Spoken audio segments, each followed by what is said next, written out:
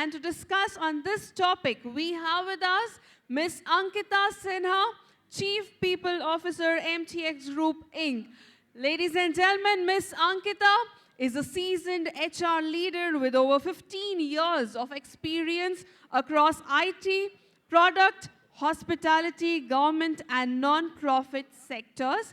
Currently serving as the Chief People Officer at MTX, she partners with the CSU to drive people strategy, workforce development, and operational decision-making through a people-first and data-driven approach.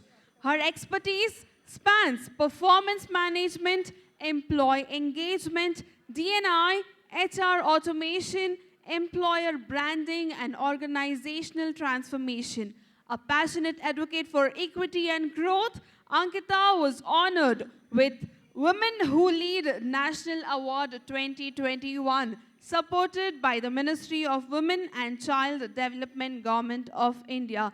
Everyone, with a very big round of applause, please welcome Ms. Ankita Sinha on the stage.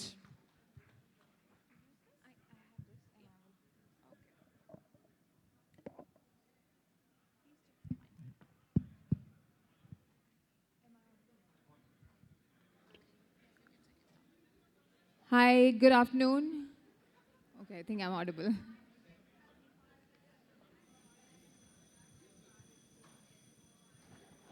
All right, my timer just started, so I'll quickly start and I will try to keep it very, very brief. Thank you everyone for joining today. I am very, very privileged to be a part of this team and to be able to hear, listen, and experience all that you've been through, you going through, learning through your journey. And thank you, Gainskill, for organizing this event. So I would quickly introduce myself. I am Ankita, and so many accolades about me. I am the Chief People Officer at MTX. Someone just previously mentioned that these days fancy titles are used for people who lead people, and that is Chief People Officer, and that I am for the last 7-8 years in my organization. I'm also a part of the advisory board member of a lot of startups and social development organizations and NGOs.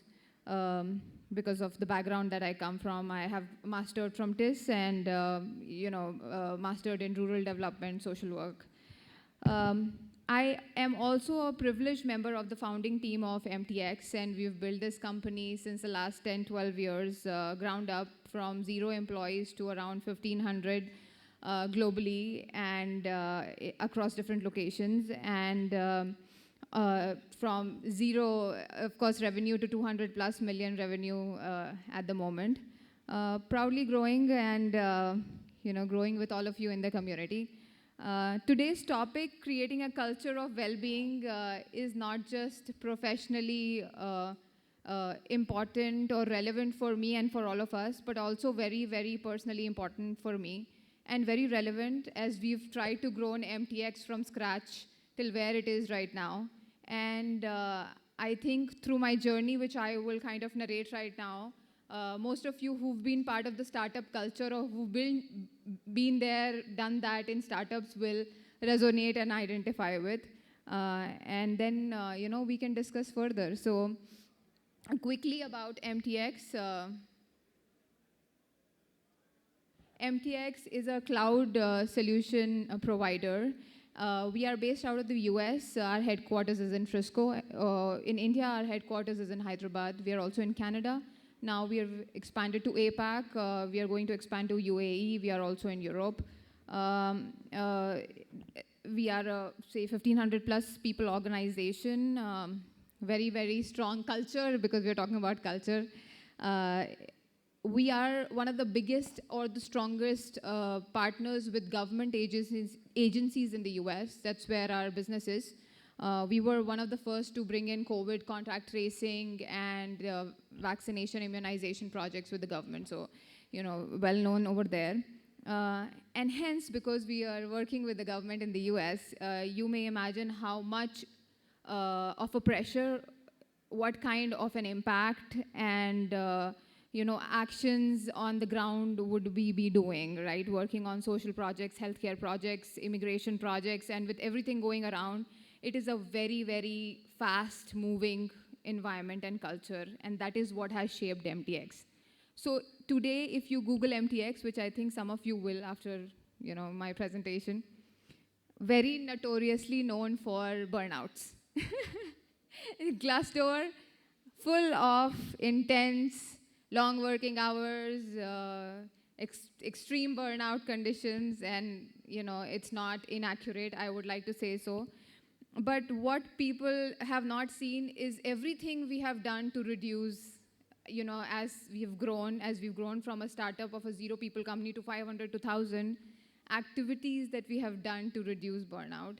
And hopefully in the coming years, we are able to do better and manage lives better. So when we started MTX, like most startups, we were a passion-led company. The first few employees who joined us were people we knew in tech, smart, people, early believers, and very energized set of people, multitasking, working several hours, grinding, hustling, helping with policy making, typical startup culture, right? All 100 employees making policies on ground, doing engagements, decorating the office, working 24 hours, coding 24 hours, and it all made sense because everything that we talked about, that we wrote on social media, including our Slack channels, to employees on the floor, was about recognition about employee. We wanted to be an employee-first organization, like every startup, right? So employee first, and that's it. And then came a phase where, our clientele started expanding, and then we were all asked to deliver projects under very tight, deadlines and with quality. And here you go. Focus shifts, from employee to now business-driven decisions. You have to make sure that you are scaling, so you have to be appropriately placed. You have this compliance, that. So eventually, focus started drifting from the employee-first to business-driven organization, which eventually employees started feeling. Now those grinding hours, which were fun before, started to feel like burnout. They were draining, and largely because the attention shifted from them to business, right? And it's common, right? Just like our families, our relationship, our business, when we start, we are all, married, happily married first 2 years, and then have the kids, and all the problems in the life come, and then you realize, oh my God, what a disaster. Maybe I should have never gotten into this, right? So that's how burnout started for us. We did realize, we saw it in the exits. The moment we hit 500 people mark, people started leaving. All our good talent, they were just leaving, and they said, it's burnout, they were calling it out. And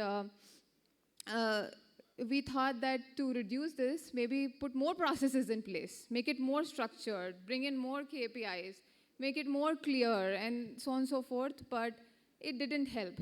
And then we thought, what is that one thing that we are not able to understand? Or is it that MTX is doing it wrong and not other companies, that employees are feeling the burnout here more and not others? So we started looking at how trajectories have worked, because we were a bunch of people from US and from India who very young, very, new to the industry, very new to the startup culture, didn't know how things work, trying to navigate, right? So then we opened our minds, started talking to people and said, okay, is this what you're facing too? And yes, the industry was facing. They all grew from a passion-driven industry to suddenly when they realized now business needs operational margins, focus more on processes, bring the, compliances in place. So that's how it all shifted. And this was not just us.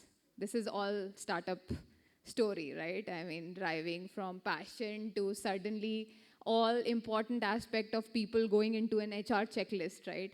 And then, we focusing on driving business. So it's a cycle, and we've witnessed it, and we are trying to do several things. But every time we look into it and we try to understand, we ask ourselves, what does well-being really mean in an organizational structure or a setup? For me, even today, we function as a startup because, again, the same clientele, you're expected to work fast. Um, what shifted is when we started looking at the data and what other companies are doing, and what I just heard from some of our panelists, right? How benefits could work differently. How do you analyze data to see what kind of demography do you have, male, female, gender, different kinds of genders. And then, bonuses being given based on recommendation of client and not just profits, etc. So we looked at the data and we saw that, everyone is a part of the same story. And if I could quickly show some data on burnout, when we came across data, and you must have already seen because we're all talking about burnout these days, approximately 322 billion is lost in productivity worldwide. And then people talk about it. 550 million days of work is lost. And how does it happen? Every day of grinding, and then we losing focus on people. We are amazing paymasters, known for paying really well in the industry. But does that really help in the long run? I don't think so. Because we've realized what has helped in the long run is people feeling supported, people feeling heard, people feeling, seeing a growth path, people feeling that there's transparency and there's trust, they're feeling secure in the organization is what helps. So when we saw all this data, we saw that this issue is not isolated.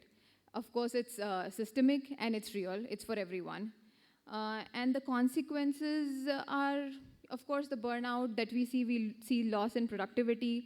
We saw loss in creativity. People who used to come up with new ideas, come up with new product and solutions, we either saw them leaving or they were shutting down. They were not, coming up with new ideas anymore. So in today's day and age where AI is taking up, all of these coding jobs and BAs, etc., do we really want people to lose productivity and lose enthusiasm? I think that's absolute no, because that's exactly where we want people to gain skills, be motivated, learn something new, be a part of the business, stand with us.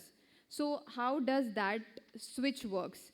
So then we started to look at different aspects of data. We already talked about that this is a systemic issue. We went into the organization and we saw, is this relevant that the burnout is affecting different people in different ways? We looked at gender. Of course it does. Women, as ma'am said just before,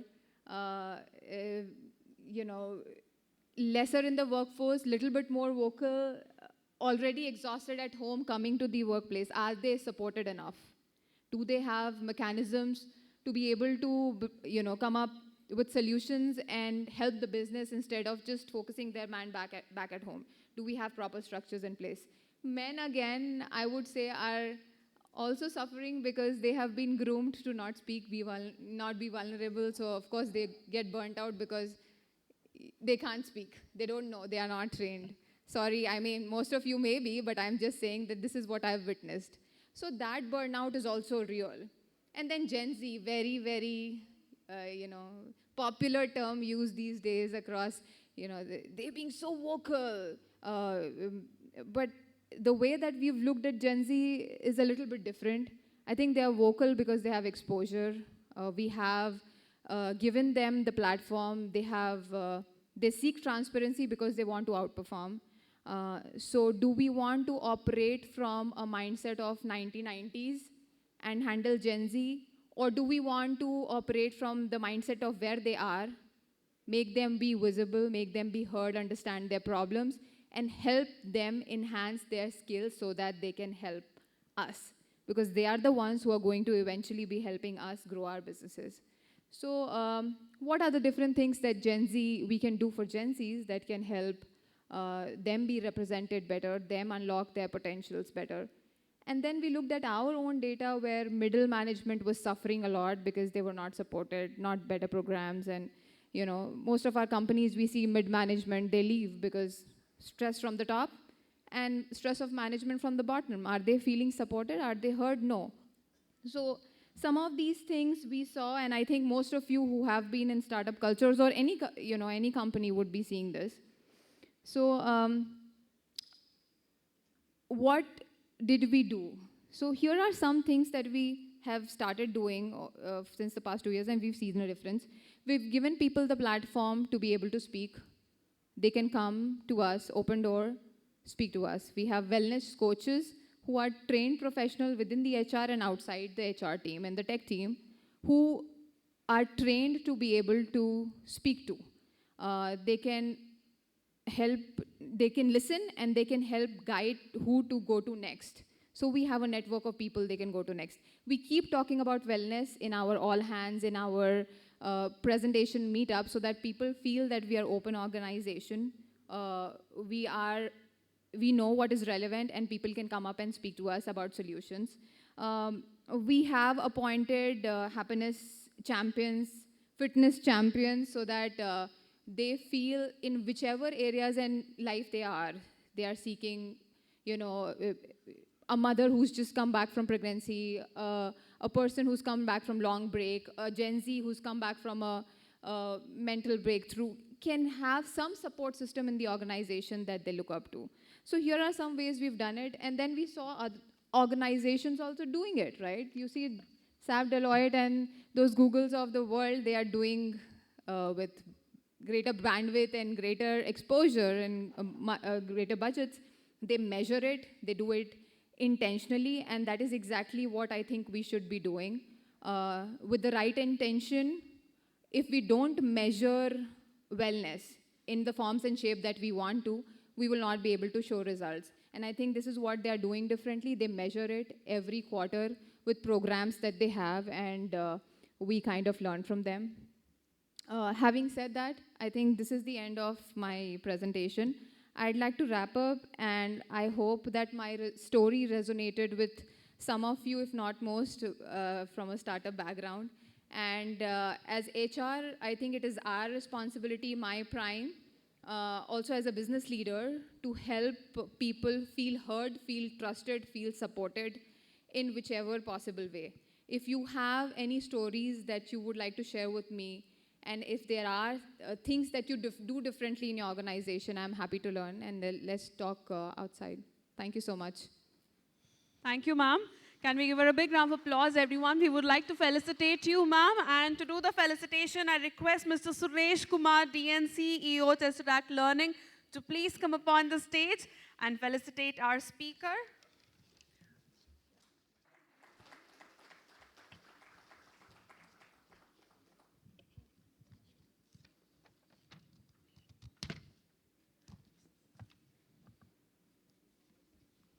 Thank you.